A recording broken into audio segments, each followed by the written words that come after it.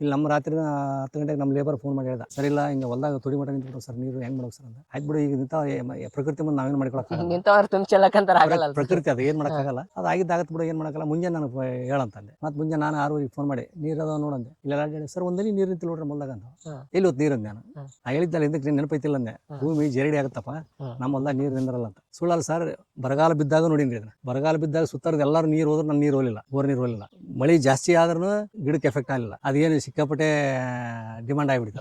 ಈಗ ಎಲ್ಲೆಲ್ಲರೂ ಕೇಳ್ತಾರ, ತಮಿಳ್ನಾಡು TVS ಕಂಪನಿಯವರು ಹೋಯ್ದ್ರು ಸಸಿಗಳನ್ನ. ಸರ್ ಅದು ಏನ್ ಸರ್, ಅದು ಕಾಯಿ ಏನ್ ಸರ್ ಜೀವಾಮೃತ ಸುರುಷನ್ ಸರ್ ನಮ್ಮ ಚೇತನಿಗೆ ಸರ್ ಕರೆಕ್ಟ್ ಆಗಿ ಎಣಿಸಿದ್ರೆ 1,000-2,000 ಕಾಯಿ ಒಂದೇ ಗಿಡದಾಗ ಐತಿ ನೋಡಿ. ಅದು ಹೆಚ್ಚಿಗೆ ಐತಿ ಹೊರತ ಕಡಿಮೆ ಇಲ್ಲ. ಕಡಿಮೆ ಇಲ್ಲ ನೋಡ್ರಿ ಯಾವ ತರ ಇದೆ. ಗಿಡದ ತಪ್ಪಲಿಗಿಂತ ಕಾಯಿನ ಜಾಸ್ತಿ ಐತಿ ಅಂತ. ಅದೇ ಸಪೋರ್ಟ್ ಗಿಡಪಟ್ಟ ಎಲ್ಲ ಹಂಗೈತು ಸರ್, ಪ್ರತಿಯೊಂದು ಹಂಗ ಆಗತ್ತವ. ಏನ್ ಸರ್ ಕಾಯ್ದು ಇವತ್ತ ಉದಾಹರಣೆ ನನ್ನ ಅಣ್ಣ ಈಗ ನಿಮ್ಗೆ ತೋರಿಸಿದ್ವಿ, ಮಾವಿನ ಹಣ್ಣು ಮಾರ್ತೀವಿ, ನಾವು ಮಾಡ್ತೀವಿ. ನಾವು ಹೊರಗಡೆ ಮಾರ್ಕೆಟಿಗೆ ಯಾರಿಗೆ ಕೊಡಲ್ಲ, ಗ್ರಾಹಕರಿಗೆ ಕೊಡ್ತೀವಿ ಡೈರೆಕ್ಟ್. ಮಾವಿನ ಹಣ್ಣು ಕೊಟ್ಕೊಂತ ಹೋಗ್ತೀವಿ. ಹೋದ ವರ್ಷ 150 ರೂಪಾಯಿ ಕೆಜಿ ಕೊಟ್ಟಿವಿ ಸರ್. ಈ ವರ್ಷ ಬಜಾರ್ನಾಗ 100 ರೂಪಾಯಿಗೆ 4 ಕೆಜಿ 3 ಕೆಜಿ ಹಣ್ಣು ಮಾರಕತ್ತಾರ. ಯಾರ್ಯಾರು ಸಹಜ ಮನುಷ್ಯಾಗ 100-3 ರೂಪಾಯಿ ಸಿಗ್ತತೆ. ಇವ್ರದ್ದು ರೇಟ್ 150 ರೂಪಾಯಿ ಅಂದ್ರೆ ಭಾಳ ಆಗುತ್ತೆ, ಇವ್ರಿಗೆ ಆಗ್ತಾನೆ ಬಿಡು, ನಮ್ಮ ತಿನ್ನ ಲೆಕ್ಕಕ್ಕೆ ಬಂದ್ಬಿಡ್ತೀವಿ. ನಮ್ಮ ಹುಡುಗ ಇಲ್ಲಪ್ಪ ರೇಟ್ ಬಿದ್ದೋಗ್ಬಿಡುತ್ತೆ, ರೇಟ್ ಕಡಿಮೆ ಕೊಡೋಣಪ್ಪ ಅಂತ. ಆಯ್ತು ಬಿಡಪ್ಪ 120 ರೂಪಾಯಿ ಕೊಡ್ತೀನಪ್ಪ ಅಂದ. ಕೊಟ್ಕೊಂಡೆ. 120 ರೂಪಾಯಿದಂಗೆ ಹೋಗುತ್ತೆ ನಮ್ಮ ಅಣ್ಣ. ನಿಂದ್ರಲ್ಲ, ಮಾಗಿದಾಗ ಎಷ್ಟು ಹರಿತೀವಿ, ಮಾಗಿದ ಮ್ಯಾಗ ಉಳ್ಳಾಗಿಡ್ತೀವಿ. ಉಳ್ಳಾಗಿಟ್ಟು ಅದ್ರಾಗ 8 ದಿವಸ ತಡಿತೀವಿ. ಹಣ್ಣು ಆದ್ಮೇಲೆ ತೊಗೊಂಡು ಮಾರ್ತಾನ. ಅದಕ್ಕೆ ಈಗ ನಾವೇನು ಸರಿ ಇವಾಗ ಮಗನ ಬದಲಾವಣೆ ಬಂದಾಗ ದಾಳಂಬ್ರಿ ಸಸಿಗೆ ಬೇಡಿಕೆ ಬಂತು. ಈ ದಾಳಂಬ್ರಿ ಸಸಿ ಮುಂಚೆ ಇಲ್ಲೇ ಒಂದು 10,000 ಮಾಡಿಸಿದ್ವಿ, ಫಸ್ಟ್ ಕಟ್ಟಿದ್ವಿ. 10,000 ಸೇಲ್ ಆಗಿತ್ತು. ಆಮೇಲೆ ಮತ್ತೆ 10,000 ಕಟ್ಟಿದ್ವಿ, ಅವು ಸೇಲ್ ಆಗಿರೋದು. ಮತ್ತೆ ಆರ್ಡರ್ ಬರಕತ್ತಿದ್ವು. ರಂಗ ಕಸ್ತೂರಿ ಅವರು ಮಾಡಿದ ಮ್ಯಾಗ ಅದೇನು ಸಿಕ್ಕಾಪಟ್ಟೆ ಡಿಮಾಂಡ್ ಆಗಿಬಿಡ್ತು. ಈಗ ಎಲ್ಲೆಲ್ಲರೂ ಕೇಳ್ತಾರ, ತಮಿಳ್ನಾಡು TVS ಕಂಪನಿಯವರು ಹೋಯ್ದ್ರು ಸಸಿಗಳನ್ನ.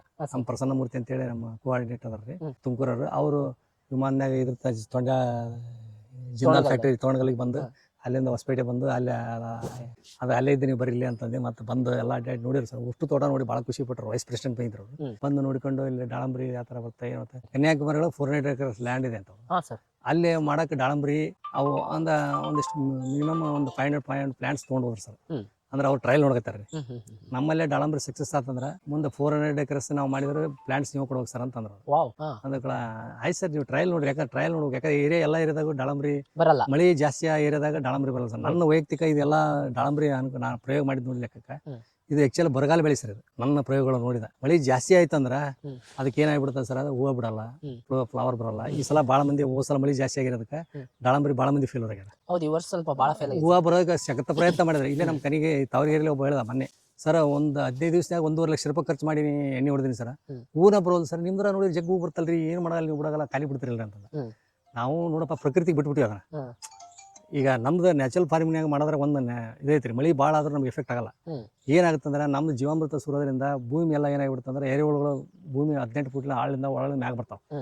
ಬಂದು ಕಸ ಎಲ್ಲ ತಿದ್ಕೊಂಡು ಮತ್ತೆ ಒಳಗೆ ಮತ್ತೆ ಬೇರೆ ರೂಟ್ನಾಗ ಹೋಗ್ತಾವೆ. ಅದೇ ಹುಲ್ನಾಗ ಹೋಗಲ್ಲ. ಅವು ಹೋಗೋದ್ರಿಂದ ಏನಾಗುತ್ತೆ ಅಂದ್ರೆ ಭೂಮಿ ಜರಡಿದಂಗೆ ಆಗ್ಬಿಡ್ತದೆ. ಹೋದ್ ಸಲ ಮಳೆ ಆದಾಗ ಊರಲ್ಲೆಲ್ಲ ತೊಡಿ ಮಟ್ಟ ನೀರು ನಿಂತಿದ್ದು, ಅಷ್ಟು ಮಳೆ ಆಯ್ತು. ಇಲ್ಲಿ ನಮ್ಮ ರಾತ್ರಿ 10 ಗಂಟೆಗೆ ನಮ್ಮ ಲೇಬರ್ ಫೋನ್ ಮಾಡಿ ಹೇಳ್ದ, ಸರ್ ಇಲ್ಲ ಹಿಂಗೆ ಹೊಲ್ದಾಗ ತೊಡಿ ಮಟ್ಟ ನಿಂತ್ಬಿಟ್ಟು ಸರ್, ನೀರು ಹೆಂಗ್ ಮಾಡೋದು ಸರ್ ಅಂತ. ಆಯ್ತು ಬಿಡು, ಈಗ ಪ್ರಕೃತಿ ಮುಂದೆ ನಾವೇನು ಮಾಡ್ಕೊಳಕ್ಕಾಗಲ್ಲ, ಪ್ರಕೃತಿ ಅದು ಏನು ಮಾಡೋಕ್ಕಾಗಲ್ಲ, ಅದು ಆಗಿದ್ದಾಗತ್ತೆ ಬಿಡು, ಏನು ಮಾಡೋಕ್ಕಲ್ಲ. ಮುಂಜಾನೆ ನನಗೆ ಹೇಳಂತಂದೆ. ಮತ್ತೆ ಮುಂಜಾನೆ ನಾನು 6 ಫೋನ್ ಮಾಡಿ ನೀರು ಅದಾವ ನೋಡಂದೆ. ಇಲ್ಲೆಲ್ಲ ಹೇಳಿ ಸರ್ ಒಂದೇ ನೀರು ನಿಂತಿಲ್ಲ ನೋಡ್ರಿ ಮೊಲ್ದಾಗ ಅಂತ. ಎಲ್ಲಿ ಹೊತ್ತು ನೀರು ನಾನು ಹೇಳಿದ್ದಲ್ಲ, ಇದಕ್ಕೆ ನೆನಪೈತಿಲ್ಲ ಅಂದೆ. ಭೂಮಿ ಜರಡಿ ಆಗತ್ತಪ್ಪ, ನಮ್ಮ ಹೊಲ್ದಾಗ ನೀರು ನಿಂದ್ರಲ್ಲ ಅಂತ. ಸುಳ್ಳಲ್ಲ ಸರ್, ಬರಗಾಲ ಬಿದ್ದಾಗ ನೋಡಿನ್ರಿ ಇದನ್ನ. ಬರಗಾಲ ಬಿದ್ದಾಗ ಸುತ್ತಾರದ ಎಲ್ಲರೂ ನೀರು ಹೋದ್ರೆ ನನ್ನ ನೀರು ಹೋಲಿಲ್ಲ, ಬೋರ್ ನೀರು ಹೋಲಿಲ್ಲ. ಮಳೆ ಜಾಸ್ತಿ ಆದ್ರೂ ಗಿಡಕ್ಕೆ ಎಫೆಕ್ಟ್ ಆಗಲಿಲ್ಲ. ಯಾಕಂದ್ರೆ ದಾಳಂಬ್ರಿ ಗಿಡಕ್ಕೆ ಏನು ಸರ್, ನೀರು ಜಾಸ್ತಿ ಆತಂದ್ರೆ ರೋಗ ಆಟೋಮೆಟಿಕ್ ಬ್ಲೈಟ್ಸ್ ಎಲ್ಲ ಬಂದು ಹೋಗ್ಬಿಡ್ತಾವ, ಕಡೆಯಲ್ಲ ಹೋಗ್ಬಿಡ್ತಾವ ಕಲಸ. ಆದ್ರೆ ನಮ್ದ್ರ ಏನು ಯಾವ ಗಿಡನೂ ಏನು ಹೋಗಿಲ್ಲ ಸರ್. ಈ ತರ ನಾವು ಮೇಂಟೈನ್ ಮಾಡ್ಕೊಂತ ಇದು ನ್ಯಾಚುರಲ್ ಆಗಿರೋದ್ರಿಂದ ನ್ಯಾಚುರಲ್ ಆಗಿ ಪ್ರಕೃತಿನ ತಾನೇ ಅದನ್ನ ಸಮತೋಲನ ಮಾಡ್ಕೊಂಡ್ಬಿಡ್ತಾವ. ನಾವು ಏನಪ್ಪಾ ಇದು ಮಾಡಿವಿ, ಅಷ್ಟು ಔಷಧಿ ಬಿಡ್ಬೇಕು, ಇಷ್ಟು ಔಷಧಿ ಬಿಡ್ಬೇಕು, ಏನಿಲ್ಲ. ಜೀವಾಮೃತ ತಿಂಗಳಿಗೊಮ್ಮೆ ಹಾಕ್ತಿರ್ತೀವಿ, ಮಾಡ್ಕೊಂತ ಹೋಗ್ತಾ ಇರ್ತೀವಿ. ಈ ವರ್ಷ ಕಡೆ ದಾಳಂಬ್ರಿ ಇದು ಲಿಂಬೆ ಗಿಡ 4 ವರ್ಷ ಆಯ್ತು ಸರ್ ಸ್ಟಾರ್ಟ್ ಮಾಡಿ ಪ್ರಯೋಗಗಳು ಆಗ. 4 ವರ್ಷದ ಗಿಡ ಸರ್ ಇದು ಯಾರು ನಂಬಲ್ಲ. 4 ವರ್ಷದ ಗಿಡ ಅಂದ್ರೆ ಯಾರು ನಂಬಲ್ಲ. ಯಾಕಂದ್ರೆ ಆ ತರ ಅದಕ್ಕೆ ಭೂಮಿಗೆ ಫುಡ್ ಆಟೋರ ಸಿಗುತ್ತೆ. ಇಲ್ಲಿ ನೋಡ್ರಿ ಕಸ ಬಿದ್ದಿದ್ದೆಲ್ಲ ಇಲ್ಲೇ ಸಿಗುತ್ತೆ. ತಳಿ ಯಾವ್ದು ಸರ್ ಇದು ಕಾಗಜಿನೇ ಇಲ್ಲಿ ಬರೀ ಸರ್ ಈ ಕಡೆ. ಸರ್ ಅದು ಏನ್ ಸರ್, ಅದು ಕಾಯಿ ಏನ್ ಸರ್ ಜೀವಾಮೃತ ಸುರುಷನ್ ಸರ್ ನಮ್ಮ ಚೇತನಿಗೆ. ಸರ್ ಕರೆಕ್ಟ್ ಆಗಿ ಎಣಿಸಿದ್ರೆ 1,000-2,000 ಕಾಯಿ ಒಂದೇ ಗಿಡದಾಗ ಐತಿ ನೋಡಿ. ಹೆಚ್ಚಿಗೆ ಐತಿ ಹೊರತ ಕಡಿಮೆ ಇಲ್ಲ ನೋಡ್ರಿ ಯಾವ ತರ ಇದೆ. ಗಿಡದ ತಪ್ಪಲಿಗಿಂತ ಕಾಯಿನ ಜಾಸ್ತಿ ಐತಿ ಅಂತ. ಅದೇ ಸಪೋರ್ಟ್ ಗಿಡಪಟ್ಟ ಎಲ್ಲ ಹಂಗೈದು ಸರ್, ಪ್ರತಿಯೊಂದು ಹಂಗ ಆಗತ್ತವ. ಏನ್ ಸರ್ ಕಾಯ್ದು ಎಷ್ಟೋ ರೈತರದ್ದು ಒಂದು ವಿಚಾರ ಮಾಡ್ತಿರ್ತಾರೆ, ಹಿಂಗ್ ಕಾಯಿ ಕೂರ್ಸೋದ್ ಹೆಂಗ ಅಂತ. ಕಾಯಿ ಕುಂದ್ರಸೋದು ಒಂದೇದು, ಇದ್ರಾಗ ಸಿಕ್ಕಾಪಟ್ಟೆ ರಸ ಇರ್ತದೆ ಸರ್. ಆಮೇಲೆ ಇದ್ರದ್ದು ಸ್ಮೆಲ್ ನೋಡಿ ಸರ್, ಯಾವ ತರ ಇರ್ತದೆ, ಎಷ್ಟು ಸ್ಮೆಲ್ ಇರ್ತದೆ, ಘಮ ಘಮ ಅಂತ ಸರ್. ಆಮೇಲೆ ಇದ್ರದ್ದು ನಾವು ಆಕ್ಚುಲಿ ಉಪ್ಪಿನಕಾಯಿ ಮಾಡಿನೂ ಮಾರಾಟ ಮಾಡಕ್ಕೆ ವ್ಯಾಲ್ಯೂ ಎಡಿಷನ್ ಮಾಡಿವಿ. ಸರ್ ವ್ಯಾಲ್ಯೂಯೇಷನ್ ವ್ಯಾಲಿಡೇಷನ್ ಮಾಡಕತ್ತೀವಿ. ಯಾಕೆ ಸರ್? ಈ ಪ್ರಾರಂಭ ಸುಮ್ಮನೆ ಮಾರ್ಕೆಟಿಂಗ್ ಮಾರ್ಬೋದಲ್ಲ? ಮಾರ್ಕೆಟಿಗೆ ಮಾರಿದ್ರೆ ಸರ್ ಬಜಾರ್ನಾಗ ಬೇಸಿಗೆಯಲ್ಲಿ ಅಷ್ಟೇ ರೇಟ್ ಇರ್ತದೆ. ಹೌದು. ಉಳಿಕೆ ದಿವಸ 8 ಕಲರ್ದಕ್ಕಿರಲ್ಲ. ಹೆಂಗೈತಂದ್ರೆ ಈಗ ಇತ್ತಿತ್ತಲಾಗಿ ಹಾರ್ಟಿಕಲ್ಚರ್ ಕ್ರಾಪ್ಸ್ ಎಲ್ಲರೂ ಜಾಸ್ತಿ ಆಗ್ಬಿಟ್ಟು, ಯಾಕಂದ್ರೆ ಲೇಬರ್ ಪ್ರಾಬ್ಲಮ್ ಭಾಳ ಆಯ್ತು.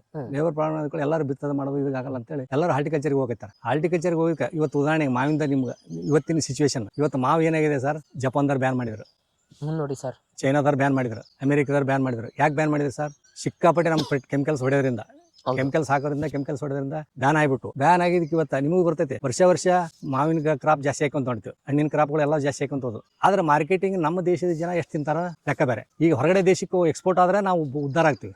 ಇಲ್ಲ ಈಗ 150 ಹೊರಗಡೆ ಹೋಗೋದು ಮಾವು ಹೋಗಿದ್ದಕ್ಕೆ ಇವತ್ತು ಬಜಾರ್ನಲ್ಲಿ ನಿನ್ನೆ ಉದಾಹರಣೆಗೆ ಹೇಳ್ತೀನಿ ಸರ್, ನಮ್ಮ ಕನಗಿರಿಯಲ್ಲಿ ರೈತ 700 ಗಿಡ ಮಾವಿನ ಗಿಡನ 12 ರೂಪಾಯಿ ಕೆಜಿ ಮಾವು ಕಾಯಿ ಕೊಟ್ಟಾನ.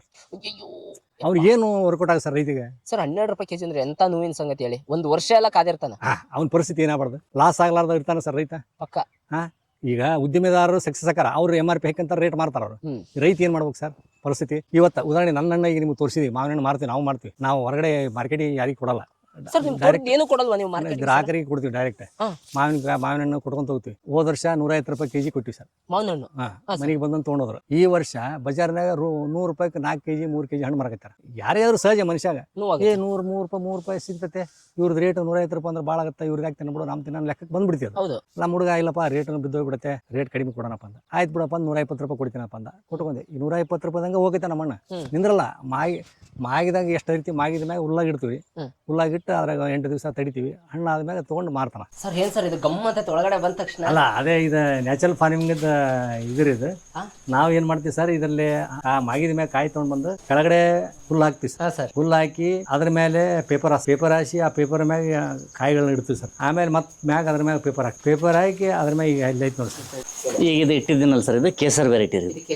ಇದು ಕೇಸರ್ ವೆರೈಟಿ ರೀ. ನಾವು ಇದನ್ನ ಮಾಗಿದ ತಕ್ಷಣ ಹರ್ಕೊಂಬಂದು ಇಡ್ತೀವಿ ರೀ. ಹರ್ಕೊಂಡಾದ್ಮೇಲೆ ಈ ಯೆಲ್ಲೋ ಕಲರಲ್ಲಿ ಕಾಣ್ತಾ ಇದೆ ನೋಡಿ ಸರ್, ಆ ಯೆಲ್ಲೋ ಕಲರ್ ಬಂದ ತಕ್ಷಣ ನಾವು ಇಲ್ಲಿದ್ದ ಹುಲ್ಲಿಂದ ತೆಗಿತೀವಿ ರೀ ನಾವು. ಆ ಸ್ಟೇಜ್ ಬಂದ ತಕ್ಷಣ ಅದು ಅಲ್ಲಿದ್ದ ನಾವು ಅಲ್ಲಿ ಕಸ್ಟಮರ್ಸಿಗೆ ಕೊಡ್ತೀವಲ್ರಿ, 1 ವೀಕ್ ತನ ಅವರಿಗೆ ಇಟ್ಕೋಬೋದು, ಆರಾಮಾಗಿ ಇಟ್ಕೋಬೋದು, ಕೆಡಲ್ಲ ನೋಡಿ. ಇದಾದ್ರೆ ಕೆಮಿಕಲ್ ಆಗಿದ್ರೆ 2 ದಿನಕ್ಕೆ ಕೆಟ್ಟೋಗುತ್ತೆ. ಹೌದು. ಆಮೇಲೆ ನಾನು ಭಾಳ ಜನ ಹೇಳಿದ್ರಿ, ಈಗ ಇನ್ನೇನು ನೋಡ್ರಿ, ಯಾರೋ ಈಗ ಅಂದರೆ ಕಸ್ಟಮರ್ಸ್ ಹೆಂಗೆ ದೇವ್ರು ಕಲಿಸ್ತಾನೆ ಅನ್ನೋದಕ್ಕೊಂದು ಉದಾಹರಣೆ. ನಿನ್ನೆ ನಮ್ಮ ಯಾರೋ ಪರಿಚಯದವರು ಲಗ್ನ ಪತ್ರ ಕೊಡಕ್ಕೆ ಒಬ್ರು ಮನೆಗೆ ಹೋಗ್ಯಾರ. ಅವ್ರ ಮನೆ ನಮ್ಮ ಅಣ್ಣ ಹೆಚ್ಕೊಟ್ಟ ತಕ್ಷಣ ನಮ್ಮೂರವರೇ ಅವ್ರು ಲಗ್ನ ಪತ್ರ ಕೊಡಕ್ಕೆ ಹೋದವ್ರು. ಹೆಚ್ಕೊಟ್ಟ ತಕ್ಷಣ ಇದು ಯಾವುದಪ್ಪ ಹಣ್ಣು ಜಗ್ಗಿ ಭಾರಿ ಸ್ವೀಟ್ ಇದೆ, ಎಲ್ಲಿ ತಂದಿ ಅಂತಂದು. ನಿಮ್ಮೂರವರೇ ಕೊಟ್ಟಾರ ಬಳ್ಳೊಳ್ಳಿಯವ್ರು ನೋಡು ಅಂತಂತ. ಅಬ್ಬ ನನ್ನ ಮನೆ ಬಗಲ ನಮ್ಮೂರವ್ರು ನಮ್ಮ ರಿಲೇಷನ್ನವರು ನಮಗೆ ಕೊಟ್ಟಿಲ್ಲಲ್ಲ ಅಂತಂದು. ಇವತ್ತು ಬೆಳಗ್ಗೆ 5 ಕೆಜಿ ತಗೊಂಡೋದ್ರು. ಅಂದರೆ ಟೇಸ್ಟ್ ಹುಡುಕಿ ತಿಂದ ತಕ್ಷಣ ಅವಲೇ ಜನಕ್ಕೆ ಅಟ್ರಾಕ್ಷನ್ ಆಗ್ಬಿಡುತ್ತೆ ರೀ. ಈ ಥರ ಟೇಸ್ಟ್ ಹುಡ್ಕೊಂಬರೋದು. ನಮ್ಮ ಫಾದರ್ ಅದೇ ಹೇಳ್ತಾರೆ ಸರ್, ನೀವು ಹೆಸರು ಗಳಿಸೋದು ಬೇಡ, ಕ್ವಾಲಿಟಿ ಕೊಡ್ರಿ, ಜನ ಆಟೋಮೆಟಿಕ್ಕಾಗಿ ಹುಡ್ಕೊಂಬರ್ತಾರೆ ಅಂತ ಅವಾಗ ಅದೇ ಹೇಳಿದ್ದಕ್ಕೆ ನಾವು ಈಗ ಇದು ಮಾಡಕತ್ತೀವಿ ನೋಡಿ. ಈಗ ಅದಕ್ಕೆ ಈ ಪೊಮೊಗ್ರನೇಟ್ ಈಗ ಮತ್ತೆ ಒಳ್ಳೆ ಅದಕ್ಕೆ ನಾನು ಈಗ ಮುಂದಿನ ಫ್ಯೂಚರ್ ನಂದು ಏನಿದೆ ಅಂದ್ರೆ, ಬಟ್ ಪೊಮೊಗ್ರನೇಟ್ ಮ್ಯಾಗ ಜಾಸ್ತಿ ಎಕ್ಸ್ಪೋರ್ಟ್ ಮಾಡೋಕ್ಕೆ ವ್ಯವಸ್ಥೆ ಮಾಡಿರಪ್ಪ ಅಂತ ಇವತ್ತು ನನ್ನ ತಮ್ಮನ ಜೊತೆ ಡಿಸ್ಕಸ್ ಮಾಡಿದ್ದೀನಿ ಸರ್ ನಾನು. ಇವೆಲ್ಲ ಈಗ ಯಾಕಂದರೆ ಮಾವು ಎಲ್ಲರೂ ಹಾಕ್ತಾರೆ, ತೆಗಿತಾರೆ. ಮುಂದಿನ ಮಾವಿಗೆ ಫ್ಯೂಚರ್ ಈಗ ಹೊರಗಡೆ ನಾವು ಕೆಮಿಕಲ್ ಕಡಿಮೆ ಮಾಡಿಕೊಂಡು ರಾಸಾಯನಿಕ ಮುಕ್ತ ಮಾಡಿದರೆ ಹೊರಗೆ ಎಕ್ಸ್ಪೋರ್ಟ್ ಆಗ್ತವೆ. ಈಗ ಬ್ಯಾನ್ ಅದು, ಚೈನಾ ಬ್ಯಾನ್ ಮಾಡಿತು, ಜಪಾನ್ ಬ್ಯಾನ್ ಮಾಡಿತು, ಅಮೇರಿಕಾ ಬ್ಯಾನ್ ಮಾಡ್ತು, ಇಂಡಿಯಾ ಬ್ಯಾನ್ ಮಾಡಿಬಿಡ್ತೀವಿ. ಬ್ಯಾನ್ ಮಾಡಿದ್ರೆ ಇವನ್ ತೊಗೊಂಡು ಯಾರಿಗೆ ತಿಂತಾರೆ ಸರ? ಇಲ್ದಕ್ಕೆ ಇವತ್ತು 12 ರೂಪಾಯಿ ಕೆಜಿ ಕಾಯಿ ಮಾರಿದಾವ ನಿನ್ನೆ ಅಂದ್ರೆ, ನಾನು ಇವತ್ತು 120 ರೂಪಾಯಿ ಕೆಜಿ ಆದ್ರೆ ಯಾಕೆ ಹೋಯ್ತಾರ? ಕೆಮಿಕಲ್ ಮುಕ್ತ ಇರೋದ್ರಿಂದ ಒಳ್ಳೆ ರುಚಿ ಟೇಸ್ಟ್, ಇಂಥ ಟೇಸ್ಟ್ ತಿಂದಿಲ್ಲ ಅಂತ ಹುಡ್ಕೊಂಡು ಬರ್ತಾರೆ ನಾವು. ಅದಕ್ಕೆ ನಾವೇನು ನನ್ನ ಮಕ್ಕಳಿಗೆ ಏನಿದೆ, ರೇಟು ಇದ್ದಲ್ಲಿ ನಿಮಗೆ ರೇಟ್ ಸಿಗ್ತೈತೆ, ಮಾಡ್ಕೊಂಡು ತಿನ್ರಿ, ಇದನ್ನು ಬೇಕಾದ್ರೆ ರೇಟ್ ಸಿಗ್ತೈತೆ. ದುಡ್ಡು ಖರ್ಚು ಮಾಡೋದು ಭಾಳ ಇಲ್ಲ, ಎಕ್ಸ್ಪೆಂಡಿಚರ್ ಇಲ್ಲ. ಏನಪ್ಪ ಜೀವಾಮೃತ ಸುರೋದು ಈ ಸದ್ಯ ನಾವು ಆಲ್ರೆಡಿ 15 ವರ್ಷ ಇದ್ದಾದ್ರೆ ಹೆಚ್ಚಿಗೆ ಜೀವಾಮೃತನೂ ಸುರೋದು ಬೇಕಾಗಿಲ್ಲ ರೀ. ಇವಾಗ ಪ್ರಯೋಗ ನಡೆಸ್ಯಾನ್ರಿ ನಮ್ಮ ಕೆತ್ತನ, ಎಷ್ಟೆಷ್ಟು ಹಾಕಿದ್ರೆ ಏನು ಹೇಳಿ ಬರ್ತಾ ಟ್ರಯಲ್ ನಡೆಸ್ಯಾನ. ಟ್ರಯಲ್ ನಡೆಸಿಕೆ ಈ ಲಿಂಬೆ ಗಿಡ ಉದಾಹರಣೆ ನೋಡಿದ್ರಿ, ಮಾವಿನ ಗಿಡ ನೋಡಿದ್ರಿ. ನಿಮ್ಮ ಅವಾಗಲೇ ಹೇಳಿದೆ ಸರ್ ನಾನು, ಹೊರಗಡೆ ಈ ಕಲರ್ ಇರುತ್ತಾ, ಒಳಗಡೆ ಯಾವ ಕಲರ್ ಇರುತ್ತೆ ಅನ್ನೋದಕ್ಕೆ ನಿಮ್ಗೆ ಉದಾಹರಣೆ. ಕೇಸರ್ ರೀ, ನಮ್ಮ ಹೊರಗಡೆ ಕೇಸರ್ ಕೆಮಿಕಲ್ ಕೇಸರ್ ತಗೊಂಡ್ರೆ ಈ ಕಲರ್ ನೋಡಿಲ್ಲ ನಾವು. ಕಸ್ಟಮರ್ಸ್ ಅದೇ ಹೇಳ್ತಾರೆ ರೀ, ಕಲರ್ ಸ್ವೀಟು ನಮ್ಗೆ ಡಿಫ್ರೆನ್ಸ್ ಭಾಳ ಐತ್ರಿ. ಕೇಸರ್ ಅಂದರೆ ಹೆಂಗೆ ಒರಿಜಿನಲ್ ಕೇಸರ್ ಟೇಸ್ಟ್ ನೀವು ಕೊಟ್ಟಿರಿ, ಬೇರೆ ಕೆಮಿಕಲ್ನವ್ರು ಕೊಟ್ಟಿಲ್ಲ ಅಂತ.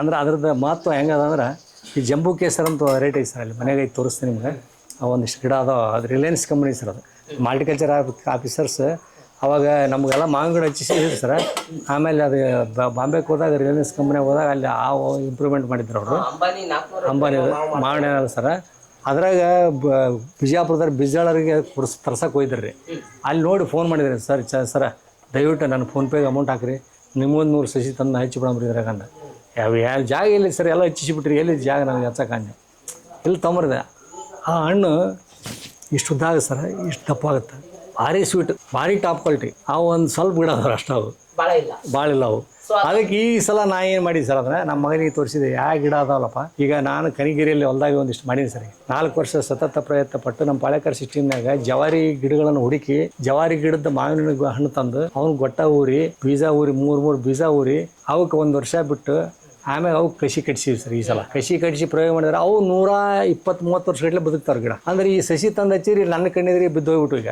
ಅಂದ್ರೆ ನಂದೇ ತೇರಿ ಏನು ಸರ್ ನಾನು ಹಚ್ಚಿ ಕೊಟ್ಟೋದ್ಮ್ಯಾಗ ಇವ್ರು ತಿಂದು ಇವ್ರ ಮಕ್ಕಳು ಮೊಮ್ಮಕ್ಕಳು ಬರೀ ಮೊಮ್ಮಕ್ಕಳು ತಿನ್ಬೋದು 150 ರೂಪಾಯಿ ತನಕನೂ ಮಾಡ್ಬೇಕಂತ 150 ವರ್ಷ ತನಕನೂ ಬದುಕಲಿ ಅಂತ ಮಾವಿನ ಸಸಿ